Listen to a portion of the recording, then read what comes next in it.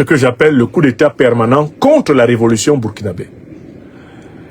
Le président Ibrahim Traoré, président du Faso, et ses compagnons viennent de lever le lièvre d'une nouvelle tentative de complot organisée par la France-Afrique, le néocolonialisme français, ça c'est naturel, avec le soutien de ses valets et de ses relais locaux, de l'ancien régime du lieutenant-colonel,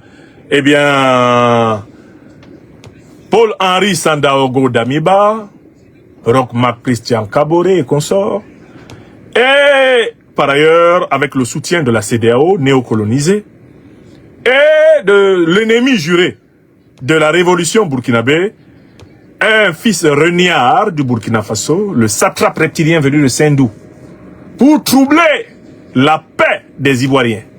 Et ayant renié notre belle terre burkinabé de Sendou dans l'espoir de troubler toute l'Afrique avant d'être bientôt dégagé, Alassane Dramane Ouattara. C'était un honneur ce matin donc de nous retrouver pour cette montée de couleurs. Couleurs donc qui symbolisent tout pour nous, prêts à vivre ou à mourir pour ces couleurs. Parce que la patrie que nous ont léguée nos ancêtres, aujourd'hui, se porte pas assez bien comme on le souhaite. Mais si cette guerre est imposée à nous, notre génération, c'est que nous en avons la capacité. Il est de notre devoir de nous battre pour céder une meilleure patrie aux générations à venir.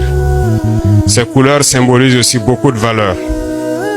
Beaucoup de valeurs que sont donc l'intégrité, la dignité, la probité, le sens du sacrifice.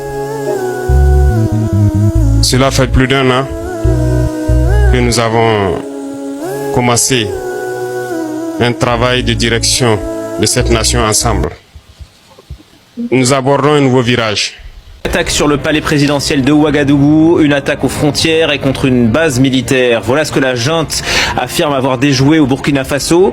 L'information a été dévoilée hier soir à la télévision. Plusieurs personnes sont pointées du doigt, d'anciens militaires et des groupes terroristes. Serge Daniel, bonjour. Vous avez des détails sur ce plan qui aurait donc été déjoué?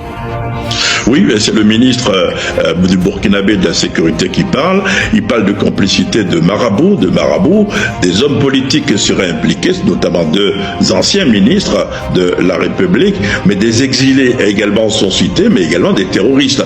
Vous savez, il y a un journaliste d'origine ivoirienne dont on n'avait plus de nouvelles, par exemple au Niger. Il serait également impliqué selon le ministre de la sécurité, qui ne donne pas d'ailleurs tous les détails, puisqu'il dit lui-même que c'est un complot contre la transition qui vient d'échouer et que bientôt ils vont fournir plus de preuves sur cette affaire.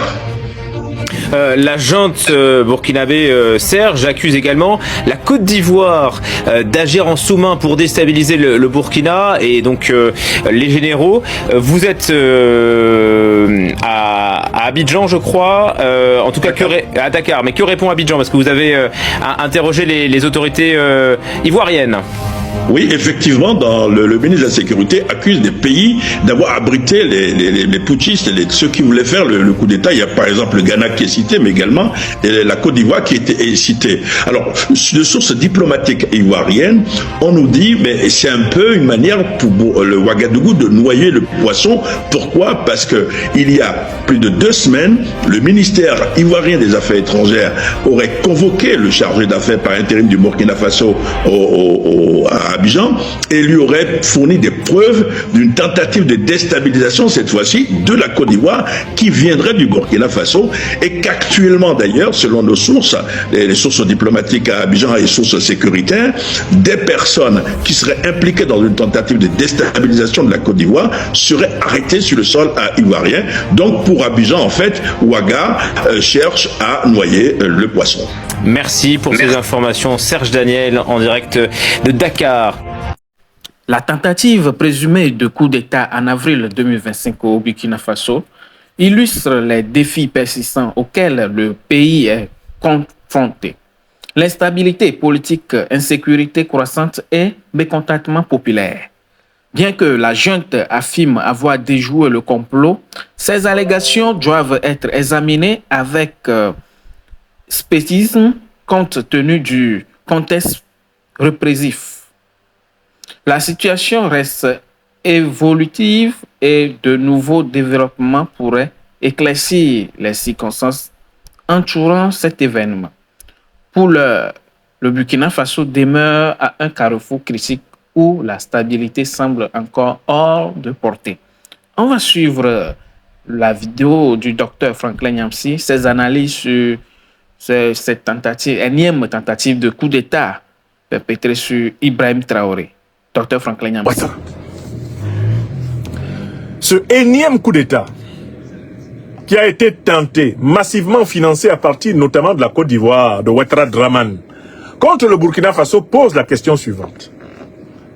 Mais quel est l'état d'esprit de la France-Afrique envers le président Ibrahim Traoré et quelles sont les conséquences qu'il faut tirer de cet état d'esprit?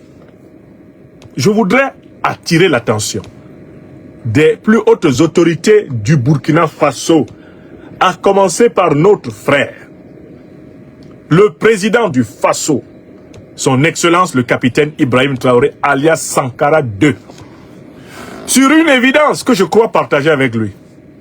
Dès son avènement au pouvoir, Alassane Dramane Ouattara a juré et a promis dans tous les cénacles de la France-Afrique, depuis Paris, jusqu'aux plus petites chaumières africaines, qu'il le dégommerait de manière exemplaire.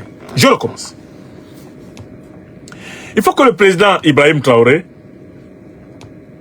ne dorme pas un seul instant sur l'évidence suivante. Dès que lui, à la tête du MPSR2, a rectifié la révolution burkinabé en écartant le renégat farfelu, l'individu hésitant, balbutiant, l'individu capharnaomique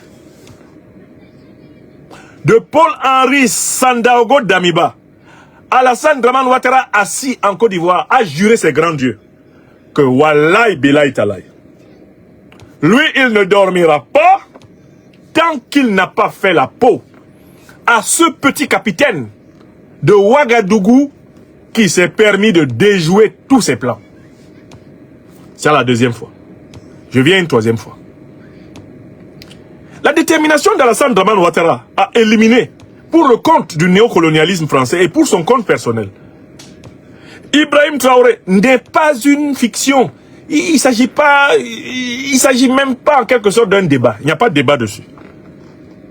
Alassane Dramane Ouattara a fait entendre dans toutes les officines, il a fait entendre à toutes les occasions sa détermination à rétablir à Ouagadougou un pouvoir à sa botte.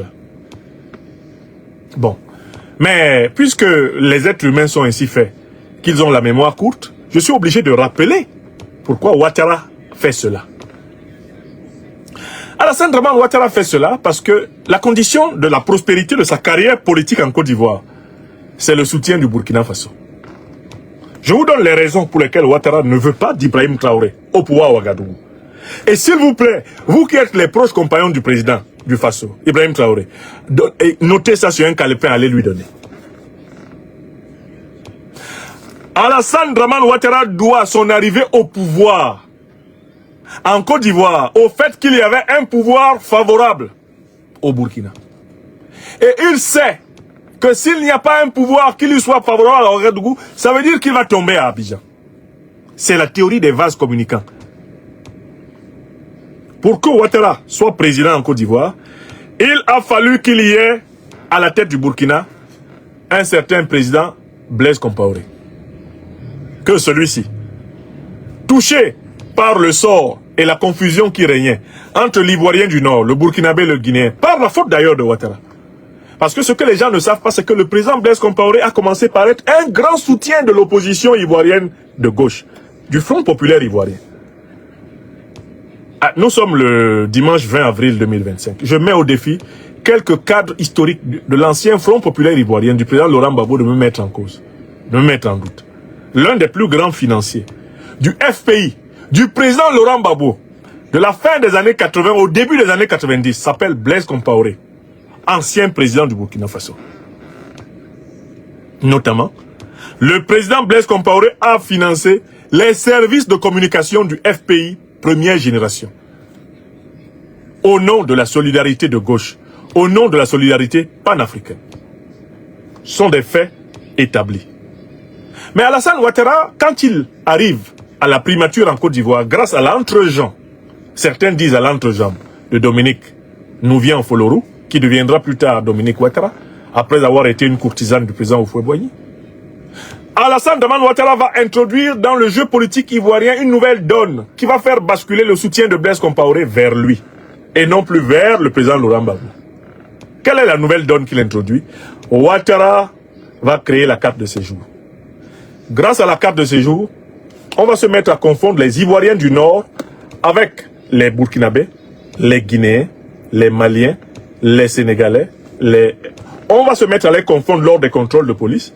Une frustration va naître dans le pays et le même Alassane Dramane Ouattara va aider les frustrés à rédiger un texte scélérat qui sonnait déjà la sécession pratiquement du nord de la Côte d'Ivoire. Ce texte s'appelle la Charte du Nord. C'est Ouattara qui était derrière. Le même qui a provoqué les conditions de l'exclusion du nordiste. Grâce à la confusion avec le Malien, le Guinéen, le Burkinabé, etc. Le même Ouattara Dramane est à la manœuvre pour créer la Charte du Nord. C'est-à-dire dire, ah oui, si nous sommes exclus dans ce pays, dans ce cas-là, vraiment, nous allons créer notre république de l'autre côté. Eh bien, nous allons créer notre république dans les savanes du Nord. À partir du moment où ce sentiment de frustration apparaît dans le pays, à partir du moment où les étrangers, guinéens, burkinabés, maliens, sénégalais, se sentent en difficulté, parce que traqué par la doctrine de l'ivoirité, Alassane Ouattara vient de constituer son premier bétail électoral national. Il se positionne comme le défenseur des exclus qu'il a lui-même exclus. Il nous a fallu du temps pour comprendre ce que je vous explique. Il se positionne comme le défenseur des exclus qu'il a lui-même exclus. Et à partir de là, il obtient un regard favorable du président du Burkina Faso, Blaise Compaoré, qui accepte alors d'héberger la rébellion de Ouattara Dramane, qui va s'attaquer non seulement au régime du président Henri Konan Bédié et le renverser le 24 décembre 1999, mais c'est la même rébellion qui, en 2000, va s'attaquer à la maison du président de la transition, le général Robert Gueye. C'était en septembre, le complot du cheval blanc. C'est la même rébellion qui, en janvier 2001, va s'attaquer au régime du président Laurent Gbagbo dans le cadre de ce qu'on appelait le complot de la Mercedes noire. C'est la même rébellion qui attaque cette fois-ci d'une manière beaucoup plus décisive, car mieux coordonnée par le leader révolutionnaire Guillaume Kibafori Soro, en septembre 2002, le 19 septembre, et qui va obtenir une négociation permettant de réintroduire Alassane Dramane Ouattara dans le jeu politique de la Côte d'Ivoire. Donc en fait, vous ne pouvez pas comprendre le pouvoir Ouattara sans le soutien du Burkina Faso. Ce qui explique sa reconnaissance, une reconnaissance d'ailleurs relative et très largement insuffisante, à l'ancien président du Burkina Faso, qui a perdu le pouvoir en octobre 2014, Blaise Compaoré. Parce que Alassane Ouattara ne peut pas être président en Côte d'Ivoire sans le soutien de Blaise Compaoré au Burkina. Par conséquent, Alassane Ouattara considère que tant qu'à la tête du Burkina, il n'y a pas quelqu'un qui lui soit compatible, ça veut dire qu'à tout moment il peut tomber. Ça s'appelle un axiome de la géopolitique ivoiro-burkinabé. Celui qui est au pouvoir à Abidjan, s'il n'est pas en bon terme avec celui qui est au pouvoir à Ouagadougou, est en danger. Celui qui est au pouvoir à Ouagadougou, s'il n'est pas en bon terme avec celui qui est au pouvoir à Abidjan, est en danger. C'est la loi. Si vous voulez comprendre cette loi, allons dans les années 80. Mais le président Sankara est mort pourquoi? Il est mort parce que ceux de ses compagnons, dirigés par le président, le capitaine Blaise Compaoré, avaient obtenu le soutien de la Côte d'Ivoire d'Houphouët-Boigny et de la France néocoloniale. Alors que lui, il s'était ancré dans le bloc de l'Est, avec la Russie, l'Albanie, il était ancré avec le monde communiste. Eh bien, ses propres compagnons, eux, ils étaient ancrés avec le monde libéral. C'est ce double ancrage, d'un côté dans le monde libéral, de l'autre côté dans le monde, eh bien, socialiste, communiste du XXe siècle, qui va imploser la révolution burkinabé. D'accord? Donc, on sait que si le président Sankara est tombé, c'est parce que, en réalité, à Abidjan, Houphouët-Boigny et ses tuteurs français étaient opposés à lui. Et soutenaient l'opposition du président Sankara. Vous comprenez? Et on sait que si le président Henri Konan Bédié est tombé, si le président Laurent Gbagbo est tombé, mais c'est parce que ceux qui les ont fait tomber étaient soutenus par le Burkina Faso. C'est ce que j'appelle la doctrine des vases communicants. On ne peut pas gouverner Ouagadougou sans s'inquiéter de qui gouverne Abidjan. Parce que si celui qui gouverne Abidjan est contre toi, tu es en danger à Ouaga. Jurisprudence Sankara 1. Si celui qui gouverne Ouagadougou est contre toi, tu ne peux pas gouverner Abidjan. Jurisprudence Henri Konan Bédié 1999. Jurisprudence Laurent Gbagbo 2010-2011. Écrivez ça. Parce que là, je vous parle de choses que je maîtrise. Je sais de quoi je parle. Vous m'avez vu avec tous les présidents en question, non? Je les connais, non? Ou bien je ne les connais pas. J'ai dit, de nous tous qui sommes rassemblés ici sur les plateformes, ce dimanche 20 avril, qui connaît, qui a rencontré 1. Le président Bédié. 2. Le président Ouattara Draman. 3. Le président, il n'y a que le président Laurent Gbagbo que je n'ai pas encore rencontré officiellement, physiquement. D'accord? Le président Guillaume Soro, je suis son conseiller spécial. Le président Blaise Compaoré, je l'ai rencontré. Je vous dis que le problème fondamental, c'est que tu ne gouvernes pas à Abidjan en ayant un pouvoir hostile à Ouaga. Si tu as un pouvoir hostile à Ouaga, c'est que tu vas tomber. Mais si toi-même tu es à Ouaga, et puis tu as un pouvoir qui est hostile à toi à Abidjan, voilà, à tout moment il va chercher à te faire tomber. C'est ce qu'ils ont fait à Sankara dans les années 80. Vous avez compris? Et vous vous souvenez qu'en 2015, Alassane Ouattara était à la tête d'un nouveau coup d'État. C'est lui qui a financé le coup d'État du général Diendéré. Le général Diendéré l'a avoué au tribunal, non? C'est Ouattara qui lui a donné l'argent et les armes pour tenter de renverser la transition dirigée par Michel Kafando et Yacouba Isaac Zida. C'est vrai ou c'est faux? Ça, vous avez vu, vous avez suivi, non? C'est la loi. Donc, je résume le premier sujet de ce direct d'analyse politique. Le président Ibrahim Traoré doit savoir qu'Alassane Ouattara, tous les jours, essaiera de le renverser. C'est la nature réelle du duel entre l'impérialisme qui dirige souvent la Côte d'Ivoire et l'anti-impérialisme qui a eu la chance sous Sankara et maintenant, sous Ibrahim Traoré, de diriger le Burkina. À partir du moment où tu as un régime anti-impérialiste, un régime patriotique à Ouagadougou, alors que tu as un régime pro-impérialiste et néocolonialiste à Abidjan, wallah, Django sera souffert. Le meilleur va gagner. Et Alassane Ouattara, lui, il a intégré cela parce que même dans les années 80, le président Sankara avait voulu le recruter comme ministre. Il a refusé. Parce qu'Alassane Ouattara a fait allégeance depuis les années 70. 60-70, il avait déjà fait allégeance au néocolonialisme français et l'impérialisme occidental. Donc quand même le président Sankara lui a dit, mais on dirait que vous avez un doctorat en sciences économiques, venez nous aider ici au Burkina. Il a dit, non, non, non, non, non. Et moi je veux pas qu'on cite mon nom dedans. C'est Ouattara ça. Donc je voudrais que mes frères qui sont au pouvoir à Ouagadougou écrivent dans leur calepin. Tant qu'il y aura un pouvoir néocolonisé, un pouvoir pro-impérialiste, un pouvoir pro-néocolonialisme français, pro-impérialisme occidental à Ouagadougou, nous, à Abidjan, nous aurons des tentatives de coup d'État tous les jours. Je dis bien, ce ne sera pas tous les mois, c'est tous les jours. C'est ce que j'appelle le coup d'État permanent du néocolonialisme france-africain contre l'anticolonialisme et l'anti-impérialisme africain. Maintenant, quelle est l'erreur que l'on commettrait dans la situation actuelle? Mais l'erreur qu'on commettrait maintenant en 2025, c'est de se comporter envers le pouvoir d'Abidjan comme le président Sankara s'est comporté. Je recommence. L'erreur que commettrait le président Ibrahim Traoré, là, en 2025, c'est de se comporter envers le pouvoir d'Abidjan comme le président Sankara s'est comporté. Comment le président Sankara se comporta-t-il? Paix à son âme. Il resta essentiellement sur la défensive. Je recommence. Comment le président Sankara se comporta-t-il? Paix à son âme. Il resta essentiellement sur la défensive. Une deuxième fois. Comment le président Sankara se comporta-t-il? Il resta essentiellement sur la défensive. On connaît la suite.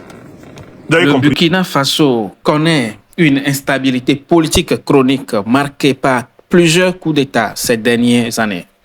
La junte actuelle, dirigée par le capitaine Ibrahim Traoré, a pris le pouvoir en septembre 2022 après avoir inversé le gouvernement précédent, lui-même issu d'un coup d'État plus tôt cette année-là. La justification de ce renversement était l'incapacité du régime précédent à enrayer l'insurrection djihadiste qui sévit dans le pays depuis 2019. Cependant, sous la direction de Traoré, la junte n'a pas réussi à juguler cette menace sécuritaire, ce qui a engendré une frustration croissante au sein de l'armée et de la population. Alors, mesdames et messieurs, merci de nous avoir suivis jusqu'à la fin. N'oubliez pas de vous abonner massivement et aussi aller circuler un peu sur notre chaîne pour découvrir d'autres vidéos très intéressantes et destinées pour vous. On est ensemble, partagez au max. On se retrouve pour d'autres vidéos.